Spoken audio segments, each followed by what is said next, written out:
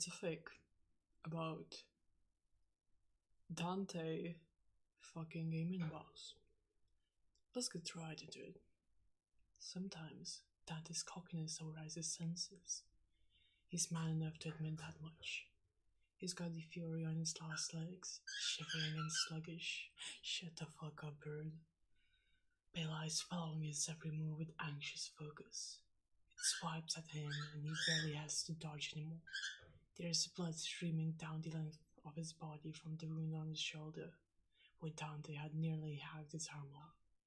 The right one, where the blade has long stayed sheathed since Dante started getting the upper hand. It barely moves at all now, so Dante writes it off, a tad prematurely. High off the rush that can only come off a good fight. I can't read. Dante doesn't think. He charges at it, taunting it while aiming his sword for its neck. He doesn't see it until the last second, but the fury swinging up its injured arm when he gets close and snatches him around the neck before tossing him bodily into a wall, where he lands on some fragile sacks of gas that explodes on impact. He has no idea what they are. There are all kinds of bullshit when it came to demons, and the places demons like to hang out. Long ago, Dante stopped questioning things that didn't have to do with which direction to the next fight. Dizzy, Dante blinks and tries to get his bearings, but his head feels light, like it must just roll right off his shoulders and starts floating away.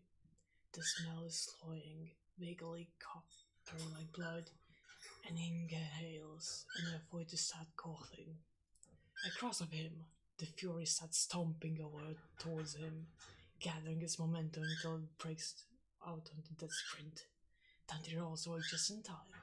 The demon storms right through the thick red cloud.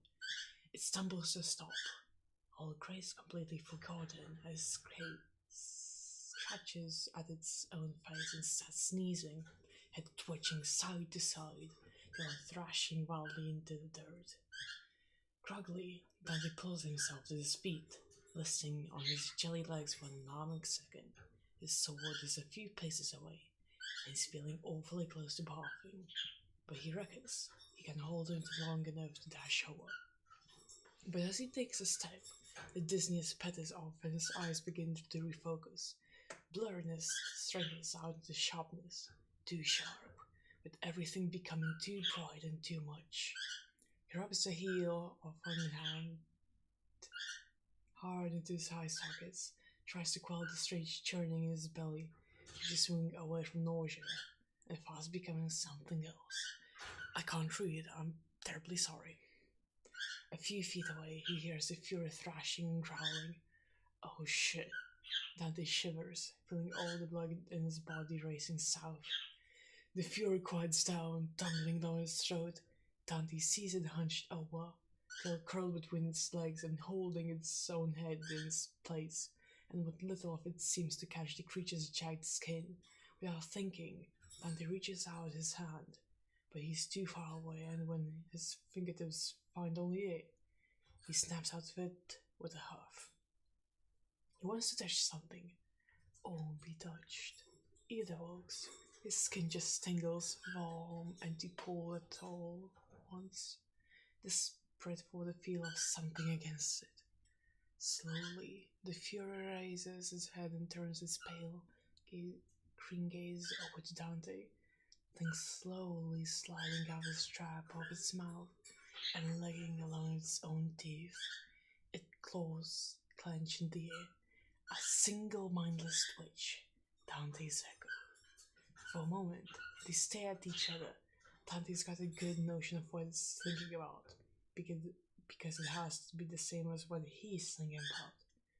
Whatever was that the sack hit them both. It looks like. A quiet chuckle comes out of his mouth. His fork takes him to interesting places. Heat pulls in his belly and he forgets about going for his sword. Instead, Dante shakes some of his hair out of his face, away from his sweating skin, and reaches up to fiddle with the loose collar of his shirt. He makes up his mind in a second, Loathly to let an opportunity like this pass him by. Oh god, Dante, don't do this. Don't fucking do this. Whew. Hissing, the demon straightens his back and bares his teeth. Maybe it senses some of his aggression, or maybe it's signaling in its own way. Dante glances down to where the blades around his crotch are shifting, revealing some delicate, glistering skin underneath, and the suggestion of something else. Huh? Dante says, smirk, a smirk crawling across his face. Glad to see I'm not gonna have to get creative. He's not sure he's up to any kind of higher thingy right now. Not with the way his head is fogging up and the way his mouth is flooding. Thank you, Bird, for all the noises. I appreciate it because I'm going to go fucking crazy. Are we half into this? It growls in response, tapering off into a purr as Dante comes closer, walking on his steady legs. Palming his own front, Dante says, "If you show me yours, I'll show you mine." His thumb is barely grazing the zipper of his hands before he finds himself flat on his back, hands whipping out and intercepting a set of incoming teeth, holding it inches from his face with a grip on the jaw. He pricks some of his fingers on the edges of its fangs, feeling the blood streaming down and soaking into his gloves. For a moment, it just keeps trying to take a bite of his head, mouth straining against his hands and snapping, then nodding out of his mouth like a starving dog. Oh my god, what's happening? Its breath blows hotly in his cheeks, spittle hitting his skin, and Dante wrinkles his nose at the smell of his breath. Blood and rot, and that special kind of pungent that can only come from hell. Artopatilese! Thank you. Oh my god. The furious fingers tighten on his waist, claws nearly pulling a hole in his shirt. "Careful," he says, grinning right into his open maw. "You'll wreck my clothes and I'll put you down before the either of us gets to have fun." It rumbles deep in his throat. He watches the way the muscles in his mouth contract as it does. From time to time, Dante has wondered if the small fry he runs into could ever understand him. The big bads always do, always getting pissed enough to try and retaliate, but the goons never tend to stay much. I can't read. This one, though, does. You can see the way it shivers, feel it in the way it loosens up its grip on him almost instantly. A ripple goes down its enormous back, and its tongue reaches out to slide up the side of Dante's neck as it purrs, jaw slackening. That wet slit at its crotch opens a little more, looking sticky and excited. "There you go," Dante murmurs, smirking. He can't take his eyes off it. "Glad we understand each other." Oh, what the fuck? He releases his mouth and gives a rough scratch down its serrated chest, and chuckles when the tail sweeps tellingly on the ground. The sounds of joisted pebbles and hide on rock shriek in his ears. His senses keyed up and rolling overtime. Dante hasn't run into this kind of encounter in a long while. Longer than he'd like to admit. Has Dante ever had sex? With him, it isn't always fighting. Sometimes something like this happens. And this is the best part about solo runs. Now that Lady No Trish would ever understand. I don't understand either. And Dante has never been the type to explain himself. I would never be able to explain how I fucked a demon either. When the girls are out doing their own thing, he does his. Once upon a time, that sometimes meant playing teasingly along the frets of Neon's guitar until he could draw her out and they would have some fun together. Or getting personal with Agni and Rudra, testing the prowess of each other and see which of them he liked better, as long as they never talked.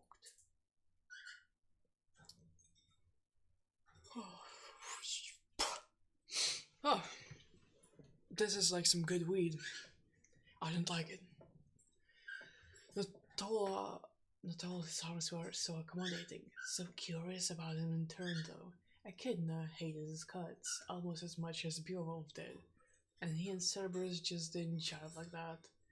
And even Dante didn't quite have the guts to test the waters with Pandora.